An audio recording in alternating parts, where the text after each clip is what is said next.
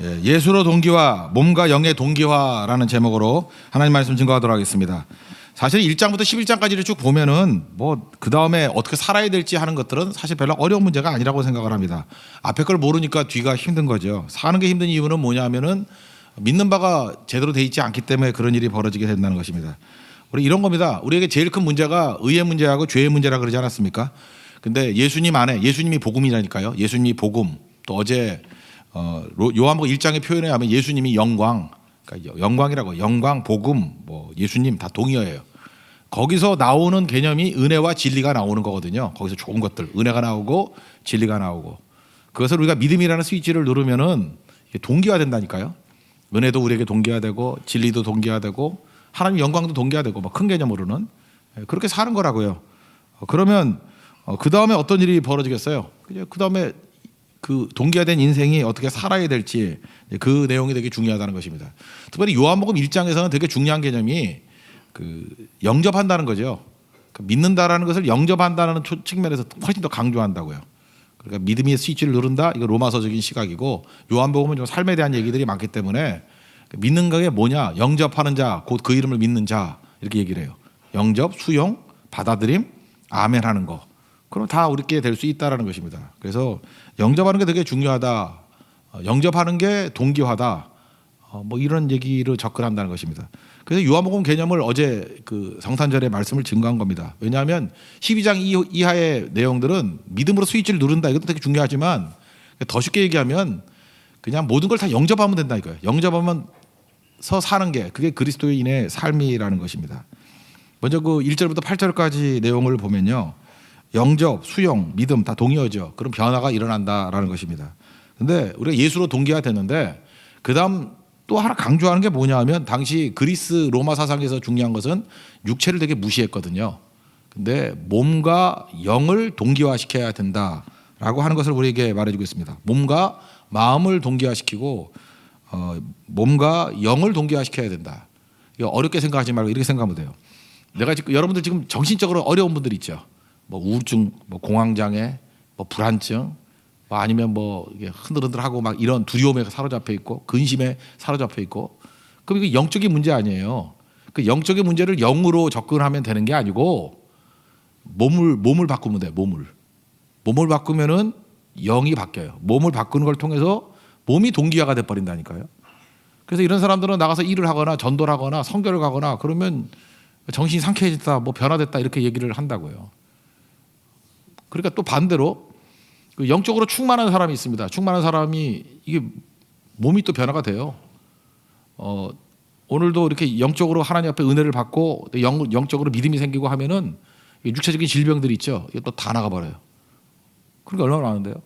율동만 하잖아요. 율동만 하잖아요. 그러니까 몸으로 하는 거죠. 영이 변화되고, 또 영적으로 확신이 오는 게 육이 변화되고, 그런 게 있다는 것입니다. 그리스 로마 사상에서 제일 중요한 건 뭐냐면, 얘네들은 육을 무시했거든요. 영주의가 그런 거 아니에요? 육은 썩어질 것이고 영만 중요하다. 근데 기독교에서만 뭐라고 얘기를 하냐면, 무슨 소리야. 다 똑같이 중요한 건데 영과 육은 연결되어 있는 거야. 그래서 서로 동기화돼야 된다는 거예요. 사실은 믿음에 이게 스위치를 누르는 거 몸이 하는 거잖아요. 그래서 그 영접하는 거, 영접은 몸이 하는 거 아니에요? 그 영적인 게 다 밀어닥치게 되죠. 영적인 게 충만해지면 다시 또 몸이 움직이게 되는 거고, 그 얘기를 하는 것입니다. 뭐 어렵지 않죠. 그래서 혹시 여러분들 마음이 너무 힘들거나 하여튼 마음에 문제가 있는 분들은 잠깐 몸으로 뛰어야 돼요. 그래서 잠깐 성경하라 그러고 예배 나오라 그러고 집에 처박혀 있지 말라 그러고 인터넷으로 이 짓만 하지 말라 그러고, 나 그런 이유가 그거예요. 왜냐하면 몸과 영이 동기화가 돼야 되기 때문에 그렇다는 것입니다. 그게 1절과 2절이에요. 1절과 2절 한번 읽겠습니다. 시작. 그러므로 형제들아, 내가 하나님의 모든 자비하심으로 너희를 권하노니 너희 몸을 하나님이 기뻐하시는 거룩한 산 제물로 드리라. 이는 너희가 드릴 영적 예배니라. 너희는 이 세대를 본받지 말고 오직 마음을 새롭게 함으로 변화를 받아 하나님의 선하시고 기뻐하시고 온전하신 뜻이 무엇인지 분별하도록 하라. 여기 보세요. 1절의 핵심이 뭐냐? 몸이거든요. 몸을 거룩한 산제물로 드리면 이게 영적 예배래요. 요거 헬라어 단어로 분석을 두 가지로 할 수 있어요. 영적 예배다. 영적. 그래서 여러분 NLT 같은 성경을 보면은 뭐 spiritual worship이라고 돼 있어요. 영적 예배. 우리 한글 같이. 난해주에 우리 뒤에 뭐라고 돼 있어요? 합당한이라고 돼 있나요? 합당한. This is your reasonable service라고 돼 있어요. reasonable. 그러니까 이게 스피리추얼로 번역할 수도 있고 리즈너블로 번역할 수 있어요. 이게 어디서 나온 거냐면 로고스에서 나왔거든요. 말씀이 로고스잖아요. 그 말씀이 로고스인데 로고스적으로 사는 걸 로지컬이라 그래요. 논리적이다. 그러니까 무슨 얘기냐 하면은 이렇게 영과 육을 동기화시키면서 사는 게 그게 리즈너블 합리적인 삶이야 이런 거예요.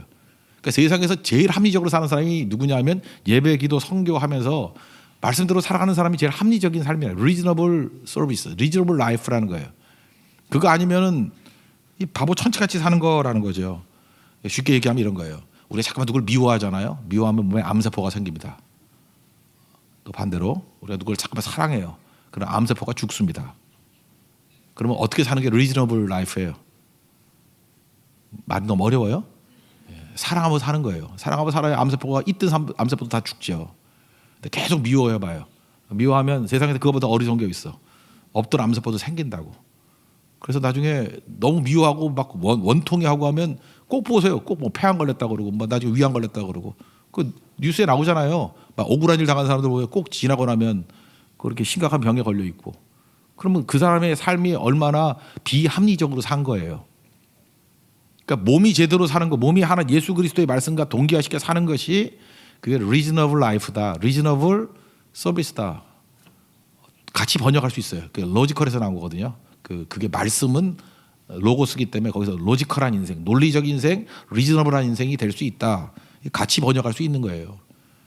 그러니까 영과 육이 연결되었다. 그러니까 뭐 이게 얼마나 강력한 말씀이 되겠습니까? 한 10몇 년 전에 그런 거 있어요. 미국에요. 옥수수 값이 떨어졌다고. 옥수수 값이 떨어졌다고 그 바다에 다 버려버렸어요. 나 그때 얼마나 가슴이 아픈지. 전 세계 먹고 남을 만큼 곡식이 있거든요. 인간의 욕심이 들어가니까 그거 버려버리잖아요. 가격 조절한다고. 인간이 그래요. 지금도 마찬가지예요. 여러분들 암 같은 것도 백신 만들 수 있어요. 암 안 걸리도록. 근데 백신을 만들면 돈이 안 되잖아. 누가 그거 사요? 쌀 거 아니에요. 그거보다 제약회사가 돈 벌려고 그러면 어떻게 되죠? 일단 암이 걸려야지. 그래서 낫는 치료제를 주면은 돈 엄청 벌죠. 고혈압도 마찬가지 아니에요? 고혈압 안 걸리게 하는 뭐 백신이나 뭐 이런 거 있다 그러면은 그 누가 그 비싸게 먹겠어요? 그 예방하면 되는 거지. 일단은 다 고혈압을 걸리게 만들어 놓은 거죠. 아니면 기준을 낮춰가지고 뭐 160인데 140으로, 140인데 120으로. 그리고 막 디지털로 만들어가지고 그 신경 예민한 사람 열받게 만들고 막 121인데 죽는 거야 아니에요? 뭐 이러고 그죠? 그래야 돈 벌지. 그래야 병원 한번 가봐요. 죽을 때까지 가게 만들지. 계속 오게. 그래야 내과도 되고 여기도 의사들 계시네. 그래야 먹고 살고 11조도 드리고 그렇게 사는 거죠. 근데 그 배경에는 뭐예요? 인간의 욕심이 들어가 있는 거죠. 그러니까 지금 얘기하는 게 그거예요. 영과 육이 이렇게 동기화돼 가지고 서로 조화를 이루고 야 봐라 말씀대로 사는 것만큼 합리적인 게 어디 있냐? 이게 어리석은 부자에게도 마찬가지 아니에요? 먹을 게 막 쌓아두고 있어요. 그러면 어떻게 하는 게 잘 사는 거예요? 그 사람 나이가 이제 들어가지고 죽을 날이 얼마 안 남았어. 그럼 재산 있는 걸 어떻게 써야 돼요? 다 쓰면서 도와주고 영적 가치로 바꾸고 그리고 천국 가는 게 그게 리즈너블 라이프 아니에요? 근데 이 어리석은 이 바보 같은 놈은 창고를 더 짓는데요. 더 쌓아놓고 내 영혼아 즐기자 먹고 마시자 뭐 영혼이 근데 그날 밤에 하나님이 내가 오늘 밤에 네 영혼을 데려간다. 그 누구 것이 되겠느냐? 거기서 말하는 게 뭐예요? 이런 비합리적인 삶이 어디 있냐고. 그래서 여러분들 말씀 떠나면 예수님과 동기화되지 않으면은 우린 비합리적인 삶을 살 수밖에 없다고요. 그러니까 합리적인 삶은 몸을 드리는 거예요. 그게 영적 삶이라는 거예요. 몸을 드리는 게 스피리추얼 워십이고 몸을 드리는 게 리즈너블 서비스라고요. 그게 1절이에요. 그러므로 2절 얘기는 또 뭡니까? 이 세대로 동기화시키면 안 되고 예수로 동기화돼야 변화가 일어나고 그다음에 예수님으로 동기화시킨 게 뭐예요? 그게 포도나무의 가지하고 똑같은 거죠. 주님만 바라보니까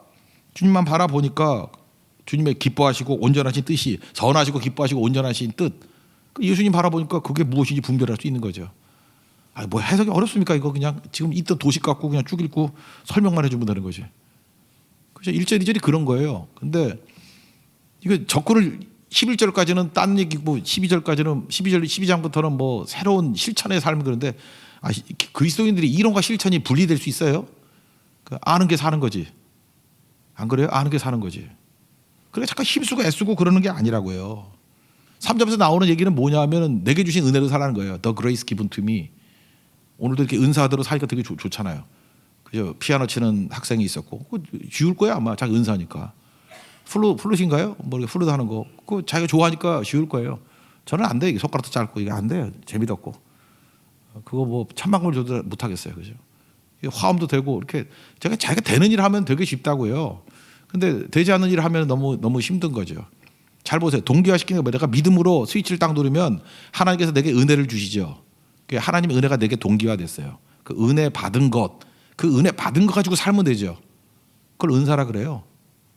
카리스마타, 기프트, 선물 받은 거. 은사대로 살면은 하나도 어려운 게 없죠. 은사대로 살면요, 뭐 여러 가지 설명할 수 있는데 뭐라고 설명해야 돼요? 보고 못 참는 게 은사예요. 여러분들 지금 되게 잘했지만 예를 들어서 뭐 이렇게 누가 이렇게 특송을 하거나 뭐 성가대를 하는데 막 답답해 미치는 거야. 왜 저렇게 하지? 이렇게 리드하면 더 잘할 건데 뭐 이런 거 있잖아요. 저거 엘토가 맛이 갔어. 뭐 이런 식으로 이렇게 막 못 견디게 만드는 게 그게 은사예요. 그럼 거기 앉아가지고 비판하지 말고 들어가서 하는 거예요. 은사는 그런 거예요. 이게 보고는 못 참는 거예요. 그래서 이렇게 교회 와가지고 이렇게 쓰레기 막 떨어진 게 있어요. 떨어지는데 그거 보고 못 참는 거예요. 그럼 청소의 은사가 있는 거예요. 아시겠어요? 예, 그거 하는 거고. 어떤 사람은 이렇게 널어놓고도 아무 생각이 없어. 널어놓는 은사가 있는 거예요, 그건. 그럼 어떤 집에 가보면은 이렇게 널어놓는데 그냥 그대로 버티고 있어요. 그러면 뭐예요? 그걸 견딜 수 있는 은사예요. 더러운 걸 견딜 수 있는 은사. 다 그렇다. 은사대로 사는 거예요, 은사대로. 그래서 이게 어렵지가 않아요. 그냥 그대로 살면 되는 거니까. 그러니까 은사는 뭐 이렇게 얘기할 수 있죠. 뭐 옛날 설명을 하면 더 가진 것. 하나님께 내게 더 주신 게 있어요. 분명히 은사예요. 더 가진 거 쓰라는 거예요. 돈을 더 주면 돈 쓰라는 거고, 노래를 잘하면 노래라는 거 쓰라는 거고, 뭐 춤을 잘 추면 춤을 갖고 쓰라는 거고, 뭐 그렇죠. 건강하면 건강 쓰라는 거고, 더 가진 거. 또 한 가지 보고 못 참는 거, 이거는 보고 못 참는다 표현하지만 아픈 거예요. 아픈 거. 아픔이 은사예요. 이게 장애인 보면 막 못 견디게 아파. 보고는 못 견디겠어. 그럼 장애인 은사, 성기는 은사. 또 이렇게 개척교회나 작은 교회 보면 막 가슴이 아파서 못 견뎌요. 그 은사예요. 거기 가서 일하는 거.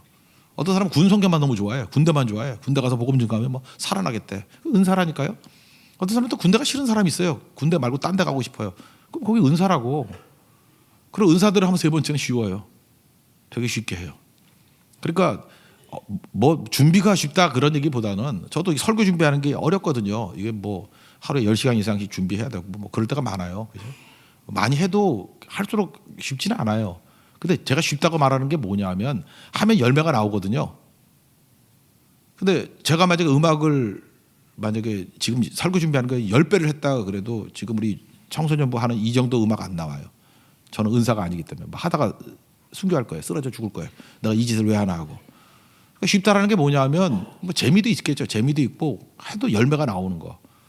그러니까 내게 주신 은사 갖고 살라라는 것입니다. 그러니까 모든 좋은 것이 하나님이 주신 거예요. 그러니까 하나님이 주신 은혜만 가지고 살면 돼요. 은혜만 가지고. 근데 하나님이 주신 은혜 안 가지고 잠깐 딴짓을 하려고 그러니까 욕심이 들어가니까 문제가 되는 거죠. 토끼와 거북이 얘기했잖아요. 하나님께서 거북이를 만들 때 바다에 살라고 만들었다고요. 그게 거북이 은사예요. 거북이 은사. 그 바다에서 물고기 같이 다니잖아요. 근데 이 멍청한 놈이 왜 육지로 올라와 가지고 토끼하고 경주를 해. 그렇잖아요. 토끼가 경주하니까 쇼다리니까 안 되고 어떻게 해지게요? 토끼 수면제 먹여야만 이기잖아.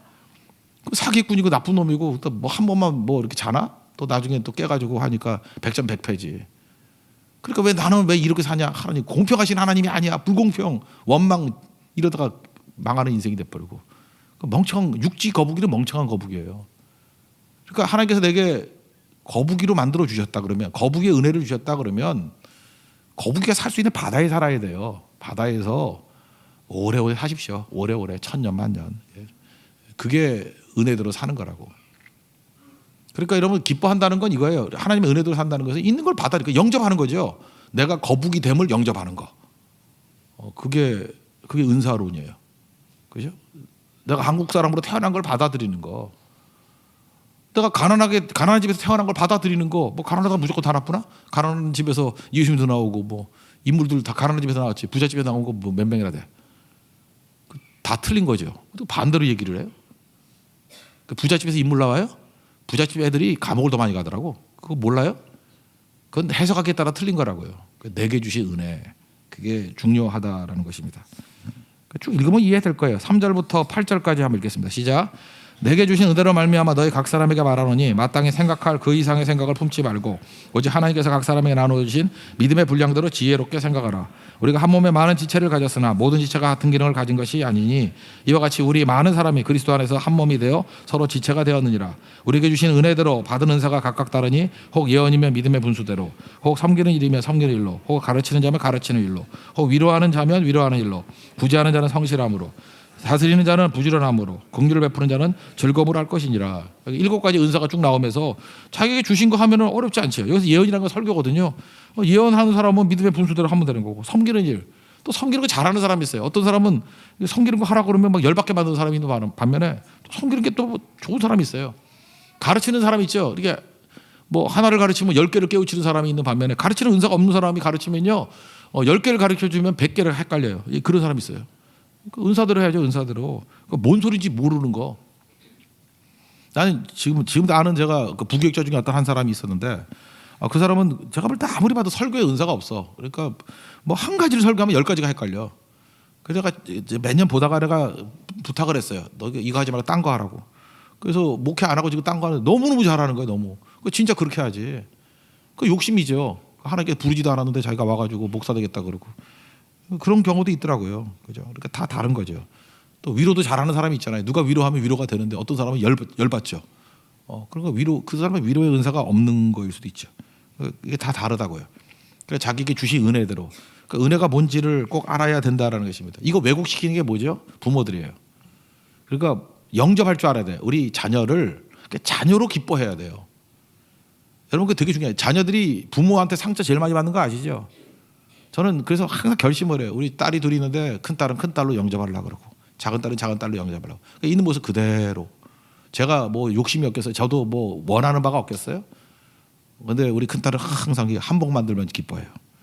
한복 만들고 집에 가면 뭐 한정식 집 같아요. 맨날 가야금 소리 나오고.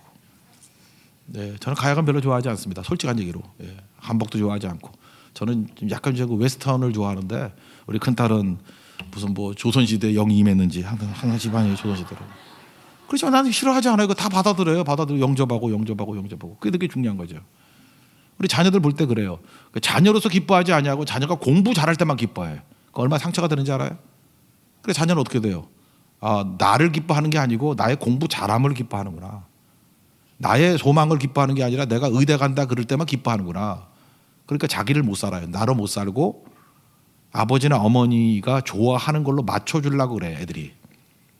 그러니까 망하는 거죠. 부모하고 동기화시키니 부모도 반푸지 같은 부모인데 부모와 동기화되니 그 집 망하죠. 그래서 대를 이어 망하는 거야.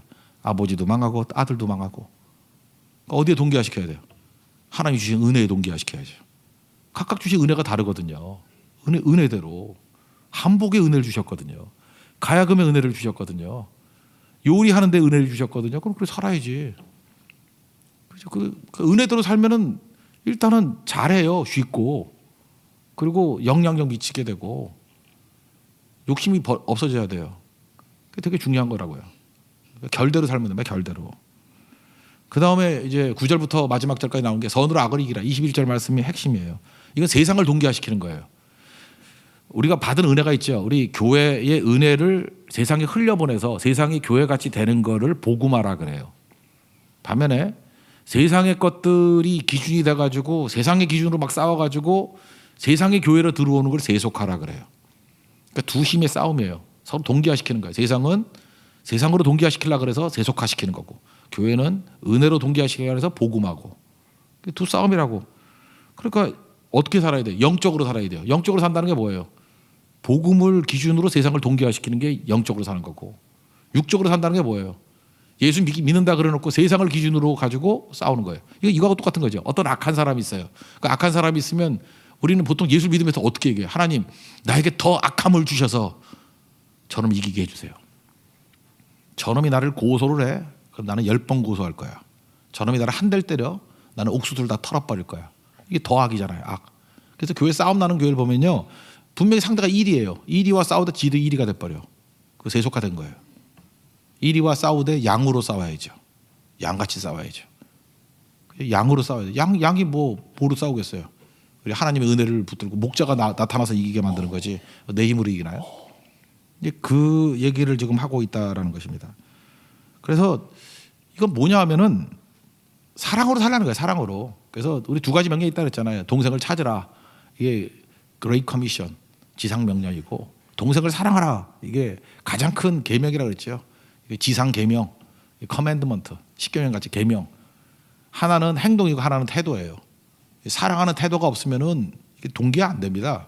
그러니까 사랑하는 태도를 가지고 나아가라 그런 거죠. 사랑은요. 사랑이 뭐라 그랬어요?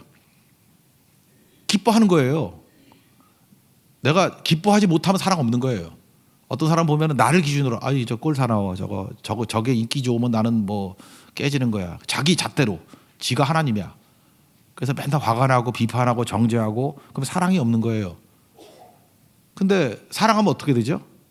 그냥 기뻐하는 거예요. 있는 거. 그래서 유치원 애들이 나와서 허접하게 하더라도 지 새끼니까 막 기뻐하잖아요. 그게 사랑이에요. 그러니까 못하던 잘하던 그 대상을 받아들이고 영접할 수 있는 게 그게 사랑이라고요. 여러분 기뻐할 수 있습니까? 그러면 사랑하는 거예요. 기뻐 못해요? 잠깐 화가 나요? 사랑하지 않는 거예요. 그리고 아파하는 거예요. 이건 뭐 다 아시겠죠. 이런 거. 근데 사랑은 그래서 그게 자연스러운 거예요. 근데 나는 그 쇼하는 사람들 보면 그거 가짜예요. 그게 은혜로 동기화가 안 됐기 때문에 쇼를 하는 거라고. 그래서 이런 거 있잖아요. 그 뭐 이렇게 매스컴 같은 데서 뭐 유명한 사랑꾼 부부 이런 거 나오죠. 막 크리스찬 가운데도 그런 사람 있어. 막 너무너무 남편과 아내가 사랑한다고 그래서 난리치고 성탄절만 되면 꼭 기사가 나와. 둘이 어떻게 사랑했는지. 나는 혼자 이런 생각이 들어요. 저거 곧 이혼하겠네 이런 생각이 들어요. 아니, 사랑을 쇼하는 사람이 어디 있어요. 그죠? 내가 볼 때 억지 같아. 저 억지. 얼마 전에 몇 년 됐죠. 행복 전도사라는 분이 있어요. 여자분. 얼굴은 되게 못생겼는데 하여튼 되게 웃기게 만든 여자분이 있었어. 막 가는 것마다 행복하게 살아야 되고 긍정적으로 살아야 되고 막 자살했더라고. 근데 저 공포였어요. 내가 그분 자살하기 얼마 전에 그랬어요. 저분 자살하겠군 그랬어. 나도 모르게. 왜냐하면 너무 쇼를 하니까. 그죠? 그냥 행복하면 행복한 거지. 뭐 저렇게 난리치고 다녀? 그런 거죠. 어떤 사람이 막 구제하고 기부왕 이런 거죠. 기부한다고. 막 그러면 저 사람은 내가 볼 때 병 있는 것 같아요. 저거 분명히 공황장애야. 기사 보니까 공황장애야. 그 왜 그냥 가짜기 때문에 가짜기 때문에. 어떤 사람이 있죠. 부부가 한 번도 안 싸웠대. 그럼 그 부부 윈도우 부부일 수 있어요. 쇼 윈도우 부부일 수 있어. 그 왜 그런지 알아요? 둘이 관계가 안 좋으니까 싸울 용기가 안 나는 거야. 싸우면 끝날까 봐. 근데 우리 교회 진짜 웃긴 사람 말이에요. 맨날 전화 그래 목사한테 별거 다 걸어. 그냥 부부싸움 한다고. 뭐 남편은 내 편 들어달라. 아내는 자기 편 들어. 내가 누구 편을 들어? 편 들면 교회 따를 건데 못 들죠. 그죠? 딱 그런데 싸운다 그러면서 그 다음에 또 연락 와서 임신했대. 그래 애 넷 낳고 나 참 미치겠어요 진짜. 그 집이 그 사랑하는 집이에요. 맨날 싸우는 것 같이 보이는데 왜 싸울 수 있죠? 용기가 있어요. 우리 싸워도 갈라지지 않는 거예요. 그러니까 사랑에 대한 확신이에요. 그래서 많이 막 이렇게 때리고 막 이런 거 말고요. 그냥 막 싸우는 부부는 사랑하니까 싸우는 거예요. 사랑 싸움이라 그러잖아요. 왜 싸워도 든든하게 그 관계를 유지할 수 있는 확신이 있기 때문에 싸울 수 있는 거예요. 그래서 저는 여기 중고등부 애들한테 함부로 이렇게 막 훈계를 못 하지만 저는 우리 딸한테는 함부로 해요. 왜? 아무리 훈계를 해도 걔는 호적에서 파가지 않거든. 근데 얘네는 안 볼 수 있어. 그죠? 그러니까 그 위험한 거죠. 그러니까 사랑은 그런 거예요. 마음껏 훈계할 수 있고 마음껏 할 수 있는 거 그런 게 사랑이라고. 그래서 구절에 사랑은 거짓이 없다 그런 얘기했죠. 그러니까 진실되게 하나님께 이게 동기화된 사랑 가지고 은혜스럽게 살아가라. 이게 뭐 어렵나요? 예, 그리고 아까 사랑의 내용이 뭐랬어요? 그 즐거워하는 자와 함께 즐거워하고 슬퍼하는 자와 슬퍼하라고. 뭐예요? 사랑은 기뻐할 수 있는 게 사랑이고 아파할 수 있는 게 사랑이다. 이것도 한번 읽어볼까요? 9절부터 13절까지 쭉 읽겠습니다. 시작. 사랑에는 거짓이 없나니 악을 미워하고 선에 속하라. 형제를 사랑하여 서로 우애하고 존경하기를 서로 먼저 하며 부지런하여 게으르지 말고 열심을 품고 주를 섬기라. 조망 중에 즐거워하며 환난 중에 참으며 기도에 항상 힘쓰며 성도들의 쓸 것을 공급하며 손대접하기를 힘쓰라. 그 다음에 뭐 마지막 얘기는 이런 거죠. 영접하고 수용하는 삶이에요. 뭘 영접하고 수용하느냐? 은혜를 영접하고 수용해야지 세상의 악을 수용하고 영접하면 안 된다라고 하는 거겠죠. 여기 보니까 14절부터 박해하는 자를 축복하래요. 박해하는 자를 축복하고 저주하지 말래요. 그래서 우리 용서성이 있죠. 우리가 용서할 때 그 은혜가 임하고, 겸손할 때 은혜가 임하고, 또 우리가 축복할 때 은혜가 임한다고. 그러니까 박해하는 자조차도, 박해는 세상의 일이잖아요. 네가 박해, 나는 더 박해할게. 그러면 세속화되는 거잖아요. 세상과 동기화되는 거잖아요. 박해를 한다 할지라도 뭐가 더 세야 돼요? 박해보다 축복이 훨씬 세야 돼요. 엄청난 축복이 하면 축복이 흘러가서 박해하는 자가 축복하는 자로 변화가 되겠죠. 그게 사도 바울 케이스 아니에요? 박해했잖아요. 근데 예수 그리스도의 큰 은혜가 임하니까 그가 박해가 세요? 은혜가 더 세니까 복음 증거하는 은혜의 사도가 돼버리잖아요. 이게 세상을 이기는 방법이라는 것입니다. 근데 심지어 뭐 이런 것도 있어요. 뭐 어떤 교회를 보니까 교회를 떠나면 막 목사님이 저주래. 교회 떠나면 뭐 화 있을 진짜 저주를 임한다. 아니 박해하는 자도 축복하라 그러는데 교회 떠나는 사람을 왜 저주해? 마음껏 떠나세요. 축복해 드릴게요. 예. 떠날 필요는 없겠지만 혹시 여러분들 뭐 이렇게 떠나고 이러는 사람들 갖고 막 뭐 나쁘게 얘기하지 말아요. 뭐 축복해서 보내세요. 축복해서 축복하는 것이에요. 아니 박해하는 자도 축복하는데 뭐 우리가 동역하는 거를 잠시 떠난다고 해서 그걸 왜 저주를 해? 그건 말도 안 되는 거죠. 그죠? 우리는 항상 축복하는 거예요. 이것도 똑같은 거죠. 혹시 여기 청춘 남녀들 이렇게 교제하다가 헤어지면 난 제일 나쁜 놈들이 그래요. 헤어진 사람 잠깐 욕하는 거야. 뒤에 와가지고 궁시렁대면서 와 그 여자 나쁜 애였다 그러고 뭐 이 소리 저 소리 상담하는 척하면서 아주 나쁜 악성 루머 퍼뜨리고 그 악한 놈의 십자가 못 받고 싶어요. 그런 놈들은 그거 아니죠. 그 떠나간 사람을 축복해주고 좋은 거 기억하고 그러는 게 옳은 거지. 이게 말이 안 되는 거죠. 그러니까 이러고 살라는 거예요. 사는 거. 그러니까 하나님께 받은 은혜를 흘려보려며 살라는 거예요. 그걸 세상과 동기화시키며 살라. 그리고 공감하라는 거죠. 공감. 즐거워하는 자가 즐거움을 효하고 뭐 우는 자와 함께 울고.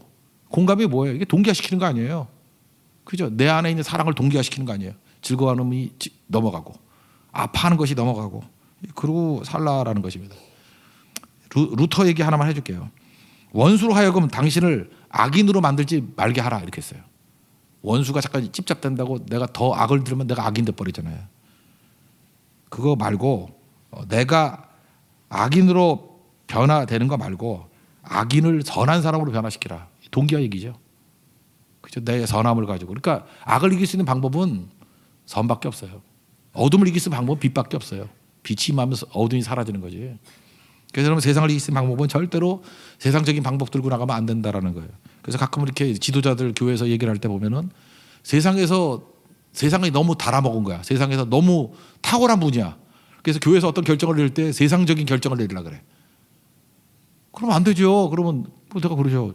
물론 그렇게 하면 이길 것 같은데 세속화돼서 이기면 뭐 할 거예요?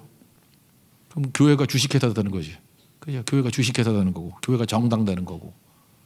정당 원리가 교회에 들어와 봐요. 정당하는 식으로 하고. 주식회사 원리가 교회에 들어와 봐요. 주식회사 같이 되는데 뭐 이기겠지. 세상적인 방법으로. 근데 교회는 망하는 거죠. 그게 무슨 교회야. 동기화 개념으로 생각해 보세요. 몸과 영을 동기화시킨다. 일치시킨다. 그래서 영이 힘들면 몸을 움직이고 몸이 힘들면 영을 강화시키세요. 그래서 동기화시키는 거예요. 그게 지혜라는 거예요. 그리고 복음화된 우리들이 세상과 전혀 다른 걸로 싸우잖아요. 그럴 때 받은 은혜로 동기화시켜야 되는 거지. 세상의 방법 붙들고 나는 더 악한 거야.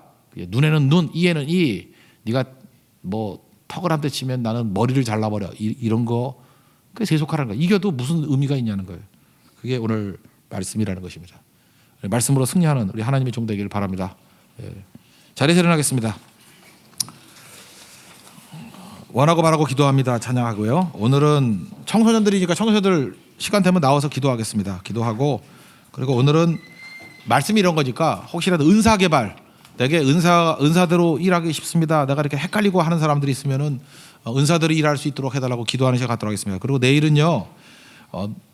뭐 현실은 이렇지만 말씀 듣지만 너무 지켜 있는 분, 새 힘이 필요하고 그 다음에 이렇게 지금 버틸 힘이 너무 약한 분들 있잖아요. 그래서 영적인 병원에 와야 될 분들, 예수님께서 특별한 은혜를 부어달라고 기도하는 시간 갖도록 하겠습니다. 힘드신 분들 나오십시오.